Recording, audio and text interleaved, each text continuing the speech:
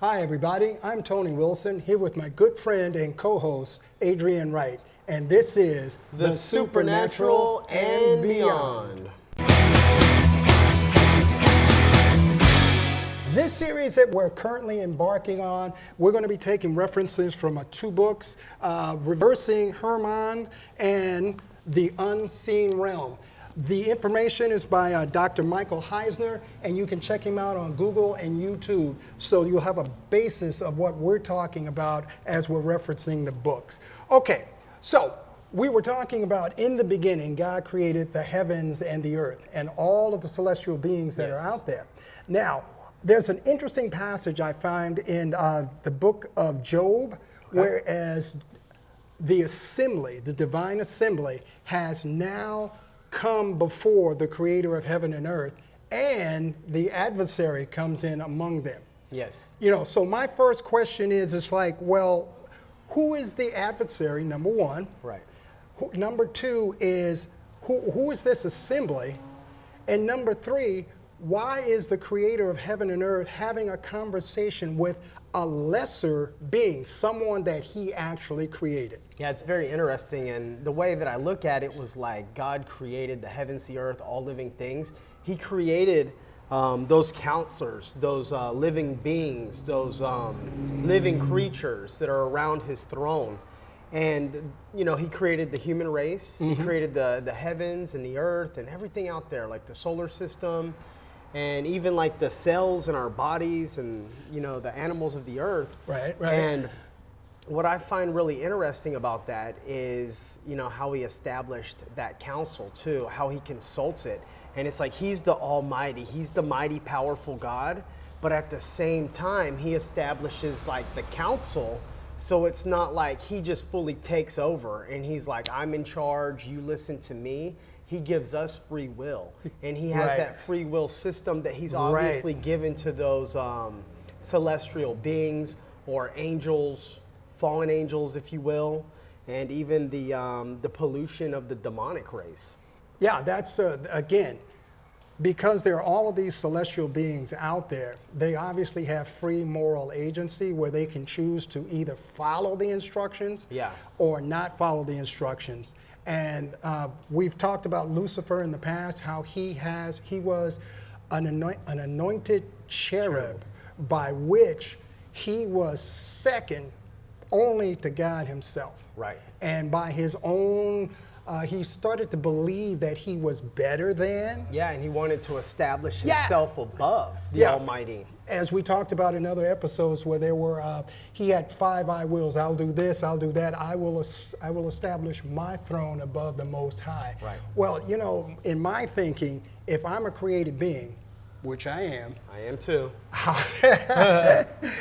can I assume that I could go to my creator and tell him that, hey, dude, you're now going to worship and follow me? That just makes no sense whatsoever. And it's like, does the potter say to does the clay say to the potter, why did you do this? Or you made me, let me control you now, you know? Like, you've never had a pot come and say that to you. Yeah, that's just like my dog coming up to me saying, hey, dude, look, why don't you go ahead and bring me some food and I'm now going to take over and you're going to serve and worship me. It's just not going to work. Yeah, it's not going to fly. Just not going to work. So one of the things I want to bring into, for those of you who are not familiar with the story in the book of Job, as a timeline, in the beginning, God created the heavens and the earth. Right. Now, all of this happened before Adam and Eve were on the scene. So consequently, these celestial beings have been around for a long period of time. Right. I believe what happened is that Satan or the adversary, as he rebelled, what wound up happening, there was a cataclysmic event that just pretty much wiped out everything that was on the face of the earth at that time. That's why it says, and the Spirit of God hovered over the waters. Right. Now, this is just my understanding. I have heard others make the same, come to the same conclusion. However, I suggest that everybody do their own research so that they can have a clear understanding for themselves. Right. These are just some of the events that are connecting the dots. So back to it.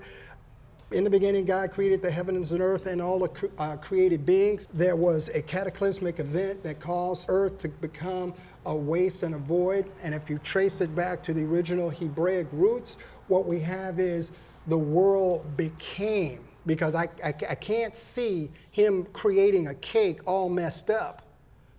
But starting from the beginning, you know, we put all the ingredients in, we make this nice cake, Right. and then we can trip and have it kind of mess up on its own.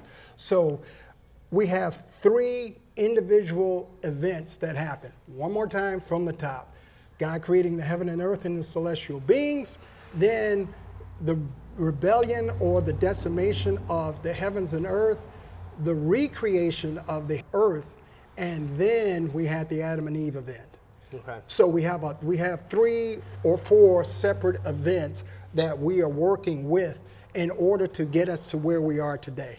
And that's your perspective. My perspective, That's yes. your perspective. Perspective. Because mine, I believe, a little slightly different. How it ties so? in How so? to yours. But I'm with you with the whole creation thing. Okay? I'm with you with the fall thing. And what I noticed about the fall is there's 2 falls. 2 falls? 2 falls. You had the fall of Lucifer. Fall of Lucifer, yeah. And the celestial beings that fell with him. That was the first fall, which caused the second fall, which was the fall of Adam and Eve, the fall of mankind. And because if you look at it first, it was the adversary that fell. It was Yes. Satan that fell, and he took 1/3 of his demonic beings. And then he went and he deceived Adam and Eve and caused them to fall, causing mankind to fall.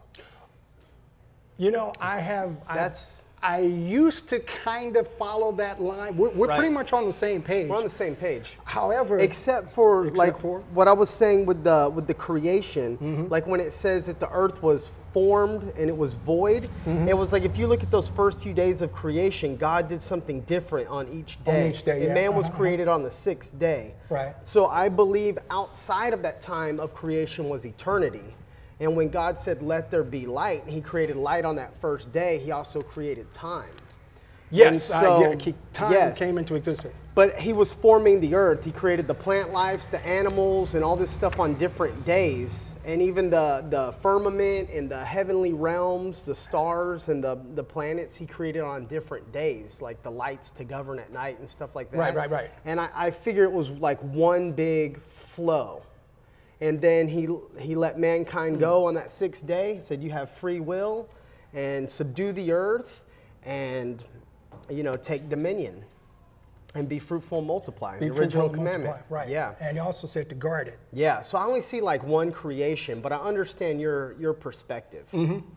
But yeah, that whole fall thing, I feel like, first Satan fell, and then he was mad at mankind because God said, "Let us make them in our image." Our image, yeah, right. He Yeah. was no longer the number 2 guy Yeah, in he all was of no creation. longer the number 2 guy. Yeah, he was really upset about that. Yeah, and so he had all this power and all this authority, and he led that rebellion, and he got kicked out of heaven. And then when he got kicked out of the heavenly realm, he said, "Let me go corrupt mankind."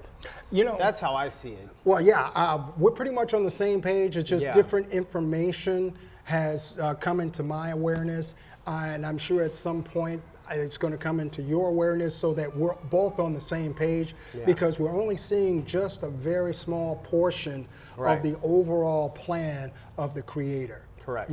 So Yeah. We encourage our followers to go ahead and write a comment down below. Make sure you hit that thumbs up button, like, and subscribe for more content.